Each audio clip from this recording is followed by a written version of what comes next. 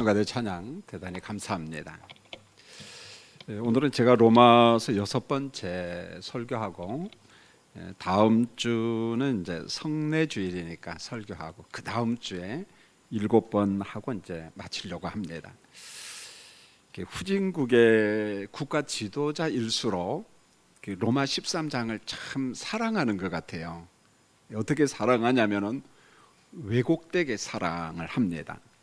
지금 이분이 이제 고인이 되셨어요. 국무총리에도 하시고 우리나라 오랜 동안 정치 지도자로 일하신 분인데, 언젠가 한 번은 이 본문을 가지고 한국 교회에 이렇게 말한 적이 있었어요. 한국 교회는 하나님이 주신 국가 권력에 절대 복종해야 된다. 그러면서 로마서 13장을 이야기했습니다. 그때 대다수의 교회 지도자들이, 목회자들이 크게 반발을 한 적이 있습니다. 성경은 이 국가를 어떻게 보느냐, 교회를 어떻게 보느냐, 자, 둘 다 하나님이 주신 은총의 영역이거든요. 국가 영역도 있고 교회 영역도 있는데, 그래서 교회는 국가를 보면서 복종을 해야 됩니다. 하나님이 주신 국가이기 때문에. 그런데 그 국가가 그릇된 길로 갈 때는 교회가 저항할 수밖에 없습니다. 왜요? 하나님이 세우신 나라가 그릇된 길로 가면은, 불법을 행하면은 하나님이 세우신 교회가 가만히 있으면 불법을 조장하는 거거든요. 그게 안 된다는 거죠, 보면. 그래서 오늘 로마서 13장을 가지고 하나님께서 원하시는 국가관, 하나님이 원하시는 교회가 어떤 것인가를 좀 부분적이지만은 한번 살펴보려고 합니다. 여러분, 본문 1절에 보면 각 사람은 그렇게 이야기했어요. 우리 모든 각 사람은. 그럼 1차적으로 이 각 사람은 누구냐면 로마서 1장에서 11장까지 나오는 이 말씀의 독자들, 그러니까 로마 기독교인들입니다. 성도들이죠, 보면. 그런데 이 사람들은 또 로마 제국의 통치를 받는 로마 제국의 백성들이잖아요. 로마 제국의 시민들입니다. 자, 로마 제국의 시민이면서 동시에 이 사람들은 하나님의 나라 백성들, 성도잖아요, 보면은. 그러니까 로마 제국의 백성이면서 하나님 나라의 백성이기 때문에 어떤 면에서 국가에 속한 사람이고 교회에 속한 사람. 자, 그러므로 우리 예수 믿는 사람들은 국가와 어떤 관계를 맺어야 되고, 또 교회 교인으로서, 성도로서 어떤 마음을 가지고 하나님을 섬겨야 되는가, 그 부분을 말씀하고 있는 거예요. 자, 1차적으로 성도들은 위에 있는 권세들에게 복종하라, 그렇게 말했어요. 권세는 말 그대로 로마 제국을 통치하는 통치자들이잖아요. 자, 권력을 많이 가지고 있잖아요. 어떤 법적 권한이 있습니다. 그런 권세에 우리가 순종해야 된다, 복종하라, 그렇게 이야기를 합니다. 그러면서 권세는 하나님으로부터 나지 않음이 없나니 모든 권세는 다 하나님께서 정하신 바라, 이렇게 말했어요. 자, 로마 제국의 권력, 통치자들은 하나님께서 그들에게 일반 은총 영역 속에서 권세를 허용했다는 거야, 허락했다는 말입니다. 자, 우리가 이걸 어떻게 봐야 되냐면 하나님으로부터 나온 일반 은총 영역, 그렇게 보는 게 좋아요. 왜요? 하나님은 질서의 하나님이시기 때문에 무정부 상태 좋아하지 않아요. 원하지 않습니다. 설령 그 나라가 종교다원 사회일지라도 하나님의 큰 통치 관점에서 보면 하나님의 통치 아래 있는 거예요. 모든 우주 만물이 하나님의 주권 속에 있기 때문에, 그래서 하나님이 왕을 세우고 또 폐하기도 하고, 국가를 갖다가 경계를 정하기도 하고, 국가 경계를 허물기도 하고, 하나님의 주권 속에 있는 겁니다. 그러니까 이 모든 것을 하나님의 일반 은총 영역 속에서 우리가 봐야지, 그것을 어떤 특별한 관점으로 그렇게 볼 필요 없다는 거예요. 하나님이 국가를 허락하고 국가 조직을 허락했다는 거예요. 자, 2절에 보면은 위에 있는 권세를 거스르는 자는 하나님의 명을 거스림이라. 그러니까 제가 전자에 이야기한 것처럼 우리나라의 그 정치 지도자도 이 말씀을 교회 이야기하면서 은근히 억압하는 거였죠. 보면, 야 교회야, 말 잘 들어. 로마서에도 보니까 이렇게 말했는데 이렇게 자꾸만 정부를 향하여 반감을 가지면 돼, 이런 거였죠, 사실은. 여러분, 본래 거스름이라고 하는 말은 말 그대로 반대하는 거예요. 그 정부가 잘못하고 있다, 국가가 잘못하고 있다, 거스름, 반대하는 거거든요. 자, 하나님이 허용한 정상적인 권력이라면 그 인정하라는 거예요. 인정하라. 그리고 그들의 명령에 순종을 하라. 국가의 권세는 하나님으로부터 나왔기 때문이다. 이렇게 말합니다. 자, 우리가 이걸 인정해야 돼요. 성경에서 말씀하고 있기 때문에. 자, 그러면은 본문 1절과 2절에 대한 반론 중에 1순위가 뭐냐? 이 말씀을 딱 접할 때마다 그냥 결론부터 맺고 가는 게 참 좋아요. 보면은 권력이, 국가 권세가 국민들을 핍박하고 막 억압을 합니다. 백성들의 인격을 막 유린을 합니다. 자, 이럴 경우에도 오늘 로마서에서 이야기한 것처럼 복종해야 되는가? 만약에 불법에 대해서도 우리가 복종해야 된다 그러면은 하나님의 속성하고 맞지 않습니다. 보면은요. 그러면은 불법에는 어떻게 해야 될 것인가? 거부할 수 있다는 거죠. 저항할 수 있다는 것입니다. 이것을 제가 임의대로 적용하고 해석하면 안 되겠죠. 성경에는 분명한 예시가 정말 많이 있습니다. 그런데 우리가 잘 아는 예시를 제가 하나 들 테니까요. 여러분 사도행전 4장을 보면은 이스라엘의 종교와 행정의 권리를 몽땅 다 가진 기관이 하나 있는데 공회요. 사내들인 공회입니다. 사내들인 공회 의원들의 구성을 보면은 제사장들이 많고 바리새파와 사두개인들이 대부분 주요 면파들이었습니다. 대단한 권력을 가지고 있었어요. 자, 이 사람들이 가진 권력을 보면은 단 한 가지만 없었어요. 사형 집행권만 없어요. 왜 그런 거 하냐면은 이미 팔레스타인 지역은요 로마가 통치하고 있고 이 사람들이 식민지니까 가장 중요한 법 집행, 사형 집행권은 로마가 가져가 버린 거예요. 너희들은 할 수 없어. 우리가 허락을 해야 돼. 그런 거잖아요. 보면은 원래는 이 사람들에게 율법에도 사람을 죽이는 법이 있어요. 돌로 쳐 죽이기도 합니다. 참남죄, 하나님의 이름을 만홀히 여긴 죄 등등 하면은 뭐 부모님한테 함부로 한 죄 그러면 돌로 쳐 죽였어요. 보면은요. 이런 법들이 원래 있는데 그러나 로마가 통치를 하다 보니까 그런 사형 집행권은 로마가 전부 다 가져가 버렸어요. 그 밖에 고난은요 어마무시했어요. 대단했습니다. 마음에 안 들면 감옥에 탁 쪄넣어도 돼요. 굉장한 권력을 가진 기관들이었어요. 하루는 베드로와 요한과 사도들이 성전과 그리고 만나는 사람들에게 십자가 복음을 전했어요. 자, 이 복음을 전하다가 이 공회 의원들에게 붙잡혀 갔습니다. 감옥에도 들어갔습니다. 복음 전한다고. 여러분 아직 우리나라는 그런 거 없잖아요. 보면은요. 그러나 무슬림 같은데 예를 들어서 근본주의 힌두교, 근본주의 불교권 같은 데는요 예배드리다가 교회가 불탈 수 있습니다. 총을 난사하는 경우도 있습니다. 그런 위협들이 있습니다. 그런데 공회의원들도 이 사람들을 위협했는데 어떻게 위협했느냐면은 사도행전 4장 17절에 보니까 아무에게도 예수님의 십자가와 부활을 말하지 말라 그랬어요. 아무에게도 말하지 말라, 복음 전하지 말라, 예수 십자가 증거하지 말라 그런 말입니다. 어떤 사람에게도 안 된다라고 공회의원들이 이들에게 이야기를 했습니다. 자, 그랬더니 사도행전 4장 19절에 보니까 베드로와 요한 사도들이 대답을 합니다. 반응을 보여야지요. 여러분 사도행전 4장 19절에 보면 이렇게 말씀했어요. 베드로와 요한이 대답합니다. 하나님 앞에서 너희 말을 듣는 것이 하나님의 말씀을 듣는 것보다 옳은가 판단하라. 대단히 평범한 것처럼 보이지만 굉장히 중요한 말이에요. 여기 보십시오. 하나님 앞에서 왜 그랬을까요?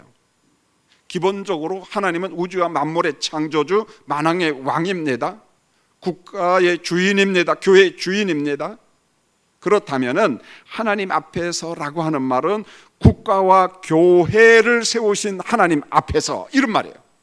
자, 하나님 앞에서 너희 말을 듣는 것이 옳은지, 공회의 말을 듣는 게 옳은 건지, 아니면은 하나님의 말씀을 듣는 것이 옳은 것인지 너희들이 한번 판단해 봐라.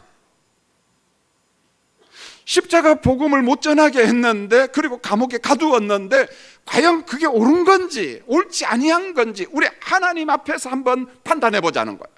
하나님께서 교회도 허락하고 국가도 허락했는데 그 하나님 앞에서 한번 판단해 보자. 자, 사도들은 이들의 명령 앞에서, 공의 명령 앞에서 양자택일을 합니다. 자, 둘 중에 하나를 이제 선택을 하는데, 사도행전 5장 29절에 보면 사람보다 하나님께 순종하는 것이 마땅하다, 그렇게 이야기합니다. 권력을 가진 사람들이 불법을 명령을 하면은, 하나님의 말씀에 반하는 것을 명령을 하면은 우리는 당신들의 결정을 따를 수 없다는 거예요. 공의 결정을 따를 수 없다는 거예요. 설령 우리가 감옥에 간다 할지라도 우리는 따를 수 없다는 거예요. 자, 사도들은 하나님의 그 선택의 원리, 양자택일의 원리를 가지고 불법적인 명령을 거부를 해버렸어요. 어떻게 해요? 양심의 자유를 가지고 하나님의 말씀에 근거해서 하나님 앞에서 복음을 전하는데, 복음을 전하는 것이 불법이라고 이야기하는데 감옥에 쳐놨는데, 우리가 감옥 갈지라도 우리는 복음을 전하겠다는 거예요. 하나님 말씀에 순종하겠다는 거예요. 우리는 공의의 그 말을 우리는 따르지 않겠다는 거예요. 여러분, 하나님께서 권세자들에게 허용한 힘의 범위가 있습니다. 무소불위가 아니에요. 힘의 범위가 정해져 있어요. 자, 권력의 범위를 명확하게 말씀했는데, 여러분 본문 3절 4절에 보면은 다분히 좀 추상적인 것처럼 보이지만 이게 원칙이에요. 다스리는 자는 선한 일에 두려움이 되지 않아야 한다. 여러분 잘 기억해 보세요. 들어보세요. 자, 권력은, 권세를 잡은 자들은 선한 자에게 두려움이 돼서는 안 된다, 그런 말이에요. 어떤 사람이 선하게 살아가요, 착하게 살아갑니다, 법을 지킵니다. 그런데 그 사람을 억압하고 그에게 법이, 권력이 두려움과 공포가 되면 안 된다, 그런 말이에요. 절대 그러면 안 된다는 거예요. 그러면서 성경은 위에서 다스리는 권력자는 하나님의 사역자다, 하나님의 심부름꾼이다, 하나님의 봉사자다, 이렇게 말합니다. 심지어는 천사도 하나님의 봉사자야, 성도를 섬기는 자야, 미니스터리, 이렇게 말합니다. 똑같아요, 여러분. 국가가 뭐 하는 곳이냐? 백성들을 섬기는 봉사자다, 그런 말이에요. 이게 기본적인 국가 권력의 의미라는 거예요. 자, 그러면은 권력을 가진 자는 하나님이 국가마다 주신 칼이 있어요. 칼. 이때 칼은 법입니다. 법. 자, 법이 있는데 이 법이라고는 기준 잣대를 어떻게 해야 되느냐? 선한 자는 지키고 보호해야 되지만은 사회 공동체, 국가 공동체를 허무는 악한 자는 엄격하게 규제하라. 여러분, 엄격하게 규제한다는 말은 악한 자들을 잡지 못하면은 그 국가는요, 혼돈, 카오스, 혼돈에 빠져요. 무너집니다, 여러분요. 왜요? 하나님의 성품은 질서의 하나님인데, 질서의 하나님이 창조한 세상 안에서 무질서가 판을 치고 있다. 안 된다는 것입니다. 그래서 하나님께서 오늘 사도 바울을 통해서 주신 말씀이 뭡니까? 하나님이 주신 칼을 가지고, 법을 가지고 악한 자를 규제하고 악한 자를 잡고 악한 자들이 활보하지 못하도록, 무정부 상태가 되지 못하도록 잘 규제하라, 잘 규제하라, 그렇게 말합니다. 여러분, 3절 4절을 조금 더 설명을 해야 되는데요. 자, 위에 있는 권세자들은 벌써 힘이 있잖아요. 여러분, 이 국가정부의 어떤 그런 높은 지위에 있는 사람은 굉장한 권력이 있거든요. 뭐 판사가 된다, 검사가 된다, 그 다음에 경찰이 된다, 준사법기관이 된다, 그런 그 사람들의 권력이 있거든요, 보면은요. 그래서 노동하는 사람들은 직장 생활하는 노동부 법을 무서워하잖아요. 어떤 사람들은 환경법을 굉장히 무시합니다. 준사법기관이에요. 고발하면 걸립니다. 그러니까 제가 말하는 권세, 권력이라는 건 어느 부분이 아니고 굉장히 많아요. 업종, 직종에 따라서 권력의 범위가 굉장히 많습니다, 여러분요. 자, 이와 같은 힘을 가진 사람, 권력을 가진 사람은 적어도 양심, 그 다음에 그 사람이 가진 기본적인 윤리, 이게 겸손 속에 포함되어 있어야 돼요. 이게 아주 겸손한 마음을 가지고 있어야 되는데, 겸손이라는 말이 유약하다, 그렇게 받아들이면 안 돼요. 그래서 어느 정도 겸손해야 되느냐? 국가의 권세를 가진 사람, 그 다음에 어떤 재판권을 가진 사람, 법 집행을 하는 사람은 자기 자신에게 아주 엄격해야만이 돼요. 자, 실례로 판사가 재판을 할 때 어떤 마음을 가져야 되냐면 자기 자신에게 엄하게 자기 자신을 채찍질해야 돼요. 이 법 집행을 공정하게 해야 된다는 거예요. 여러분, 제가 죄송합니다마는 김씨인데 경주 김씨, 수은 공파야. 그런데 우리 임명철 장로님이 이제 김씨라고 하고 보니까 경주 김씨네, 수은 공파네, 나랑 학교도 고향도 비슷하네. 그러면은 무죄, 죄가 엄청나게 큰데 그럼 된다 안 된다? 말 안 하는 사람 뭐예요? 여러분 막 그냥 엄하게 해도 돼요, 여러분. 그럼 안 된다는 거예요, 여러분요. 여러분, 우리가 웃지만은요, 인간이 살아가는 데는 감정의 존재들이거든요. 거기에 영향을 받아요. 영향을 받습니다.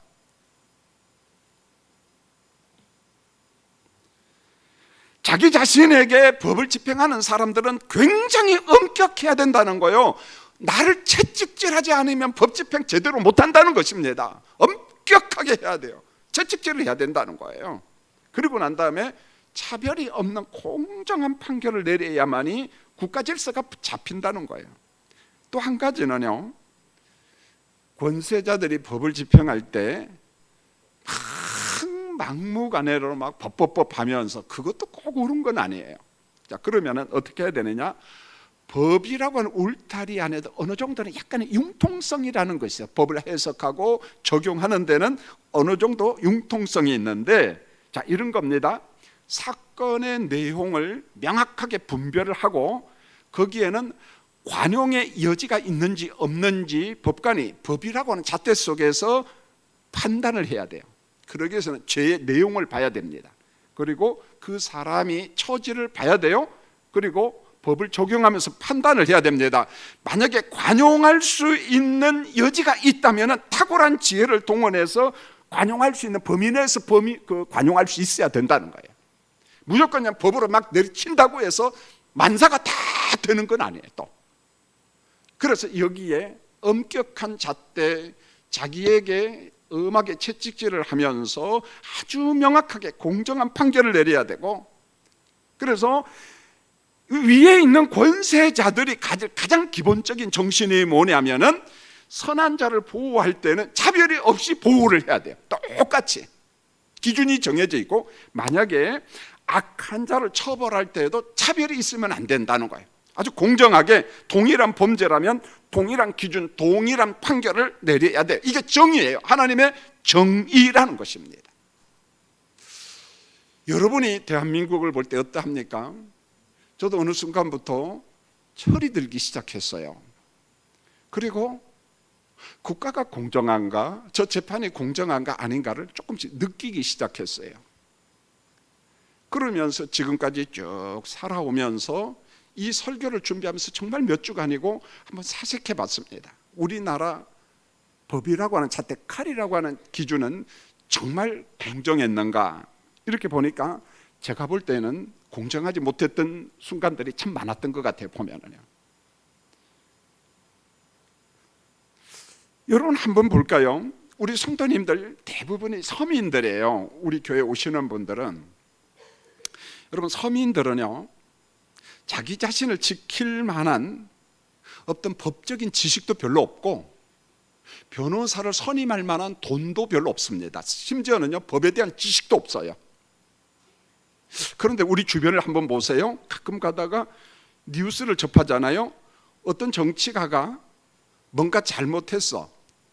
자, 수사를 받고 있는데 큰 로펌에 선임을 했습니다. 그런데 그 선임 비용이 20억이다, 100억이다. 야, 대단하다, 여러분요. 여러분, 우리가 어느 정도 법 지식이 없는 줄 아세요? 뭔가 내가 좀 과실치사로 걸렸습니다. 그래서 경찰의 수사를 받고 검사의 수사를 받는데, 그리고 이제 법정에 기소가 돼서 이제 법정에 가게 되었습니다. 그런데 모든 작성을 누가 했느냐? 아무것도 모르니까 내가 했어. 착한 마음으로 내가 이렇게 해서 좀 잘못했는데 선처를 바랍니다. 자, 그걸 본 판사가 사실은 읽지도 않아요. 그런데 좀 넓게 해서, 자, 읽었다 손치더라도 초범은 무조건 집행유예로 나옵니다. 그렇다고 여러분 죄질을 아니에요. 그런데 그때 뭐라고 이야기하면 상식적으로 이렇게 이야기합니다. 자, 누구누구는 다음에 올 때는 혼자 오지 마시고 사이좋게 같이 오세요 그래요. 그럼 사이좋게 같이 오시라는 사람이 누굴까요? 누구요? 변호사예요. 변호사. 변호사가 글을 쓰는 거하고 송장을 작성하는 거하고 내가 하는 거하고는요 하늘과 땅 차이예요. 여러분요, 우리가 쓰는 것은 아무런 효력이 없어요. 보지도 않아요. 여러분요, 무슨 말입니까? 제가 하고자 하는 말, 우리는 법에 대해서 지식이 없다는 거예요. 내가 어떻게 거기에서 살아남을 것인가 모른다는 거예요. 여러분요, 그리고 변호사를 선임할 만큼 돈도 없습니다. 여러분, 변호사 선임할 수 있는 5천만 원 있나요? 1억 있나요? 아까워서 어떻게 합니까? 돈도 없고. 무슨 말입니까? 그러나 정치가들은, 일부의 사람들은 보십시오, 어디서 생긴 돈인지는 나도 모르겠어요. 그들은 인맥이 있습니다. 권력이 있습니다. 권세가 있습니다. 변호사를 선임할 수 있는 수십억의 돈도 있습니다. 심지어는 그들이 국회의사당에서 법을 제정할 때 보면은 백성들을 위한 법이 아니에요. 자기 도망갈 구멍을 다 만들어 놔요. 그 법이 우리하고 무슨 상관이에요? 말은 백성들을 위한다고 하죠. 말은 서민을 위한다고 하죠. 천만의 말씀에 그런 법 안 만들어도 여러분 종합경찰서 갈 일 있어요? 없어요? 갈 사람만 한번 손 들어보세요. 없습니다. 여러분요, 그 법이 우리하고 전혀 상관없어요. 제가 보건대 목사 아닙니까? 법에 대한 책을 읽고 그걸 볼 때마다 가슴이 떨리고, 저것은 잘못인데 제가 철이 들고 지금까지 본 대한민국의 법 집행은 공정하지 못했다는 거예요. 여러분, 차별이 깊어지면은요 그 나라는요 재난이 발생합니다. 여러분, 이 말은 단순히 국가만을 의미하는 게, 여러분의 가정도 마찬가지고 교회도 마찬가지입니다. 사회도 마찬가지입니다. 여러분, 자식을요 둘 셋만 키워보십시오. 어머니 아버지가 효자라고 큰아들만 잘해주고 둘째한테는 조금 차별하고 셋째한테는 조금 더 차별하면은요 나중에요 여러분들 앞에 애들이 항의합니다. 어머니 아버지, 우리는 다리 밑에서 주워왔습니까? 이렇게 이야기합니다. 왜 큰아들만 차별하고 합니까? 막 이렇게 하는 거예요. 그러면 그 가정들 분위기가 서먹합니다. 차별은 무조건 안 좋다는 거예요. 여러분, 제가 예화를 하나 들 테니까 들어보세요. 역사 이야기입니다. 우리나라에 1882년에 이모군란이라고 하는 아픔이 있었어요. 이모군란. 이모년에 군인들이 난을 일으킨 거예요. 이모군란. 자, 이게 어떻게 되냐면 고종이 개화 작업을 합니다. 이 사람의 마음은 괴화파 쪽으로 많이 가 있었어요. 그래 박영효 그다음에 김옥균 이런 사람들하고 막 토론을 하고 대화를 합니다. 그들의 의견을 많이 반영하지요. 그 괴화 작업을 하는 과정 속에 이 군대 문제가 대두가 됩니다. 그래서 우리도 신식 군대를 만들자. 청나라 군대와 일본의 군대를 갖다 도입해요. 자, 이 군대가 뭐냐면 별기군이에요. 여러분 인터넷 조사하면 다 나옵니다. 자, 이들에게, 신식 군인들에게 군복을 입히는데 군복이 상당히 센스가 있고 이뻐요. 그리고 봉급도 더 많이 줬어요. 이때 봉급은 쌀이었습니다. 그런데 구식 군대들은 차별을 하는데 군복도 보면은요 얼마나 불편하게 생겼는지 몰라요. 사진을 보면은요 봉급도 얼마 안 줬습니다. 자그만치 신식 군대는 봉급을 계속 주고 더 많이 줬는데 구식 군대는 13개월 동안 월급을 못 받았어요. 기가 막히잖아요. 보면은요. 그래 막 항의하니까 한 달치 월급을 줬는데 집에 가서 쌀을 보니까 이건 쌀은 반절이고 돌멩이도 반절이고 이걸 어떻게 먹으라고. 그러나도 막 화가 났는데, 그래서 차별받는 군인들과 시민들이 난을 일으켰습니다. 난을. 여러분, 여러 사람들이 죽임을 당하고 일본 군인들, 고문관들 13명, 거기에는 민간인도 있지만 군인도 죽었습니다. 심지어는 민비 왕후도 죽여버리자, 그런 일이 막 벌어졌습니다. 여러분, 이모군란이 주는 교훈이 있습니다. 차별은 국가의 재난입니다. 국가 망합니다. 여러분 가정에서 혹시 자녀들을 차별하는 사람이 있다면, 용돈 좀 많이 준다고 차별하는 사람이 있으면요, 여러분 그러지 마세요. 할렐루야. 네, 아멘 안 하는 거 보니까 차별 안 하시군요. 참 감사합니다. 차별은요 재난입니다. 의롭다 인침받은 성도들이 로마 제국의 권세에 복종할 때 기본적인 게 뭐냐? 오늘 바울 사도는 이렇게 이야기합니다. 양심을 따라 순종하라. 단순히 이 정도만 이야기하는 게 조세 제도도 이야기합니다. 5절에 보면 양심은 하나님이 주신 선한 양심이다. 그 다음에 6절과 7절에 보면은 로마 제국 안에 있는 기독교인들아, 말씀을 받는 독자들아, 세금의 의무를 다하라. 6절에 조세, 7절에 관세. 사실은 조세, 관세 지금은 구별할 필요 없습니다. 세금의 의무를 다하라. 물론 세금에도 관계 있을 겁니다. 지금도 마찬가지입니다. 열심히 일해가지고 돈을 좀 벌었는데 30%, 40%, 50% 세금으로 가져내니까 아주 좀 버거운 사람들이 있거든요. 보면은요. 여러분, 정부는 그러므로 조세 공평성에 대해서 연구를 부지런히 해야 돼요. 많이 해야 됩니다. 여러분, 예수님도 말씀합니다. 마태복음 22장 21절에 가이사의 것은 가이사에게, 하나님의 것은 하나님께. 무슨 말입니까? 국민의 의무 중에 가장 대표적인 게 뭐냐? 세금 납부예요. 국가 경영의 필수가 뭐냐? 기본적인 세금이라는 거예요. 물론 세금을 과하게 하는 것은 문제가 있지요. 제가 그걸 정당하다고 말하는 거야. 그러나 기본적으로 국가 경영을 위해서는 기본적인 세금이 있어야 된다는 거예요. 여러분, 우리 교역자들도 원천징수합니다. 세금을 다 거두어 가고 그리고 남은 걸 우리 월급으로 받아가요. 여러분, 성경적인 국가에 대한 하나님의 말씀을 보면, 물론 구약 성경의 내용은 신정사회예요. 신정사회. 그러나 신정사회일지라도 지금과 기본 골격은 똑같아요. 비슷합니다. 왜요? 하나님이 이 세상이 어떻다는 걸 너무너무 잘 알거든요.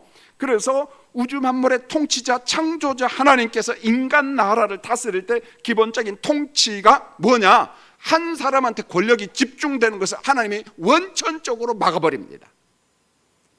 인간의 죄성을 너무나 잘 알고 있기 때문에 한 사람한테 권력 집중되는 건 막아요. 그래서 성경을 잘 보십시오. 물론 신정사회입니다마는 하나님이 이스라엘 백성들 국가에 세 가지 법을 주시는데 세 가지 사람을 주십니다. 삼권 분립이에요. 첫 번째가 뭡니까? 선지자. 하나님의 말씀을 받고 왕과 백성들에게 있는 그대로 전달하라. 그런데요, 인간이 타락하다 보니까 선지자가 하나님 말씀대로 그대로 전하다가 인정받는 사람도 있지만 대다수가 얻어맞고 감옥에 갑니다. 못된 왕이 불의를 지적하면은 그 사람 핍박합니다. 그래서 유능한 예언자들 다 감옥 가요. 보면 예언자 되기가 어렵죠. 인간이 부패한 세상에서. 두 번째로 왕이 있습니다.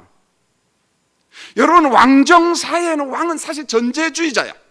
모든 권력을 다 가지고 있는데, 그러면 정말 그러냐? 천만의 말씀이에요. 왕권 외에 어떤 사법권이나 그거 자기 마음대로 못해요. 하나님의 방법은, 왕은 하나님의 뜻을 따라서 백성을 다스려야 된다. 신명기 말씀을 보면은 왕정사회도 왕은 자기 책상 옆에다가 하나님의 말씀 율법을 놓고 통치하라 그랬어요. 말씀을 읽어가면서. 하나님의 말씀이 법이에요.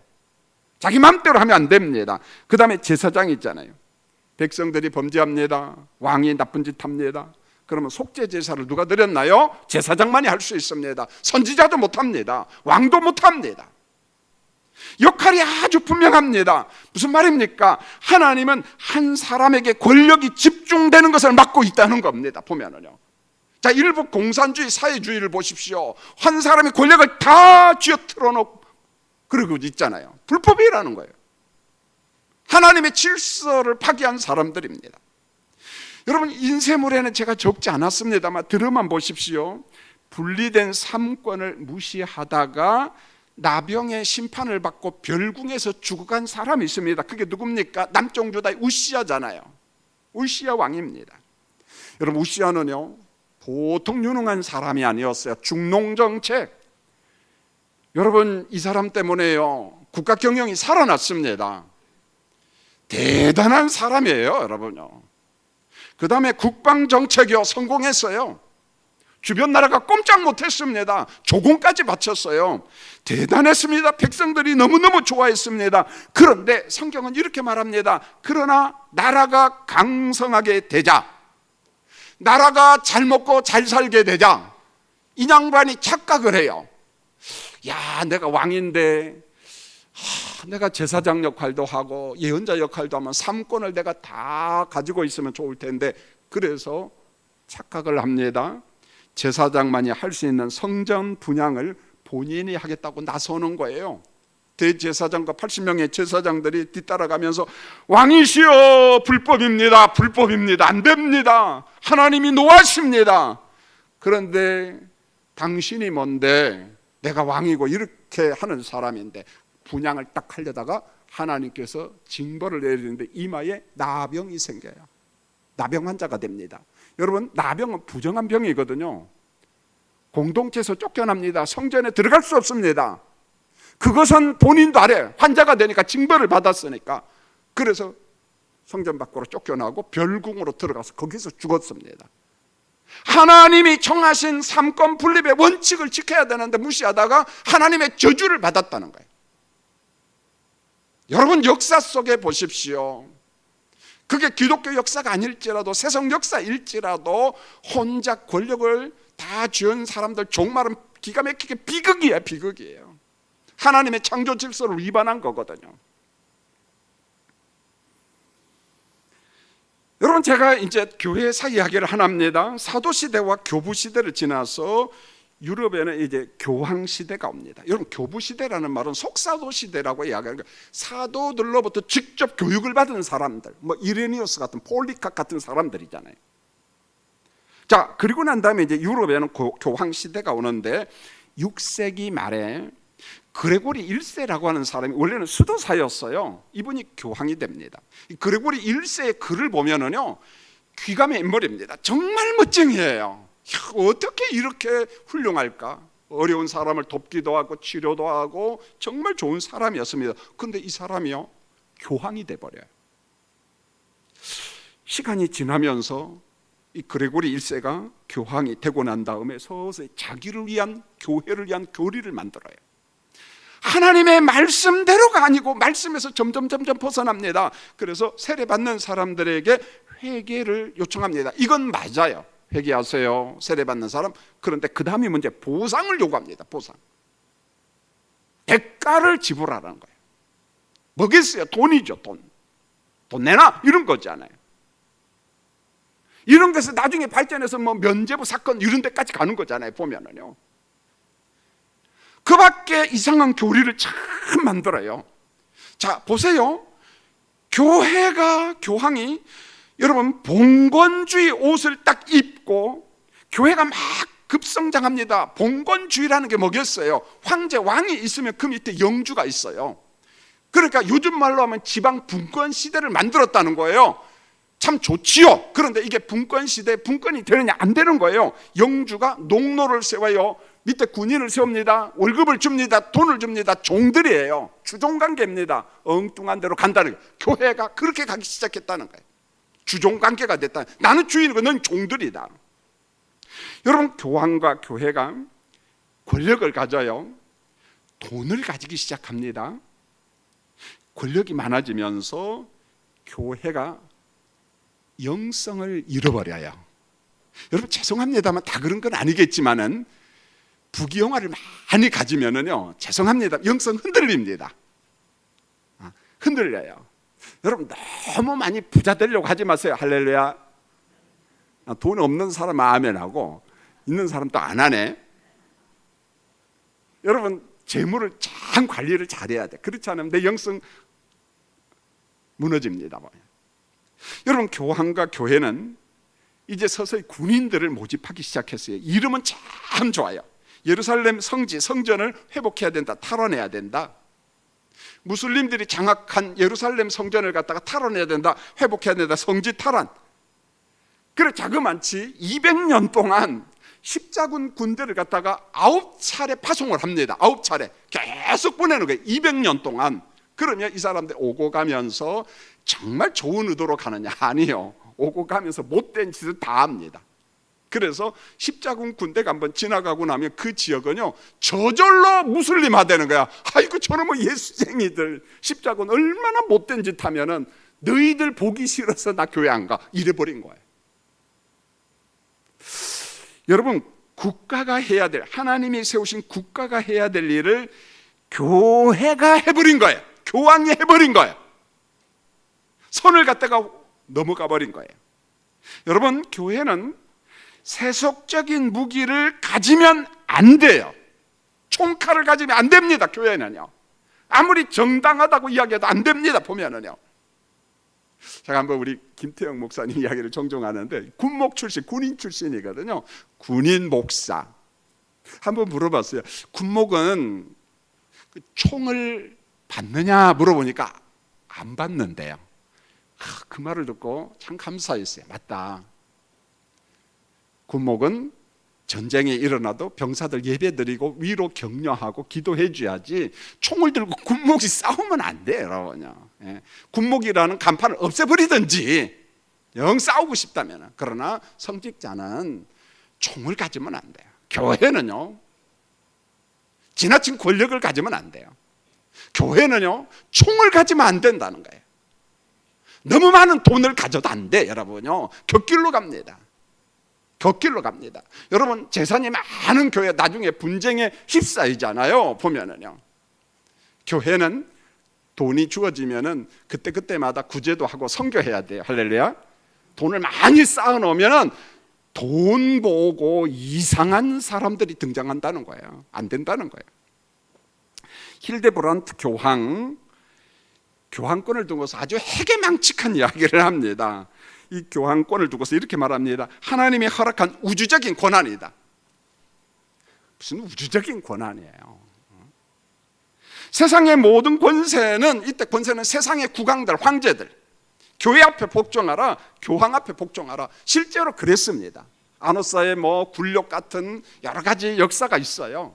그러면서 하는 말이, 하늘에는 해와 달이 있어요. 있죠? 해는 교황이다. 달은 국왕이다. 맞으면 아멘? 누가 아멘 한 명 했어요? 이건 틀려요. 맞아요. 힘주어 말해도 돼요. 자, 이렇게 말해서 교황은 큰 빛이고 국왕은 작은 빛이다. 아멘? 아멘 하면 안 돼요, 여러분요. 말이 됩니까? 안 됩니까? 안 되죠.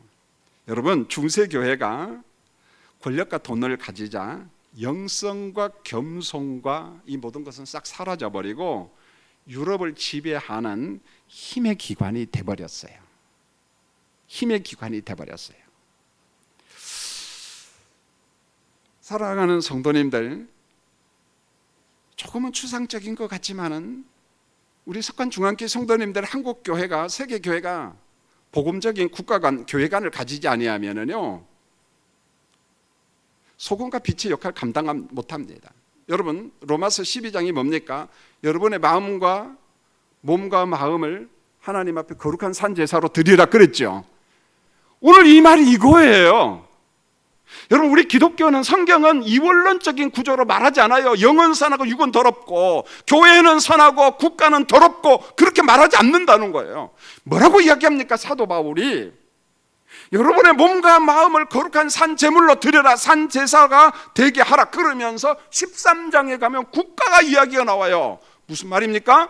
국가를 제대로 존경도 하고 섬기고 위하여 기도도 하고, 불의한 것은 불의하다고 이야기를 하고, 그러므로 믿음으로 의롭다 인침받은 성도들아, 일반 은총 가운데 허용된 국가 권력의 양심을 따라 순종하고 공무원을 존경해주고 세금을 내고, 그러나 국가 권력이, 통치자가, 재판관이, 환경부 공무원이, 노동부 공무원이 권력을 남용하고 타락하고 죄를 범한다면은, 뒷돈을 요구한다면은 타락한 권력은 거부하라는 말이에요. 그건 인정할 수 없다는 거예요. 그건 무질서예요. 국가 공동체를 무너지게 하는 겁니다. 여러분, 불의한 권력보다도 의로우신 하나님의 말씀에 순종하라, 그런 말이에요. 여러분, 이게 우리들 심장 속에 이게 막 흘러다닐 때 정말 교회가 교회다워지고 국가가 아름다워진다는 거예요. 이게 안 되면은 무정부 상태가 돼요. 무질서해진다는 거예요. 여러분, 국가를 위해서 기도해 주시되 정말 좋은 지도자가 국가를 다스리려 기도해 주시고, 공무원도 선한 공무원이 많아지도록 기도해 주시길 원합니다.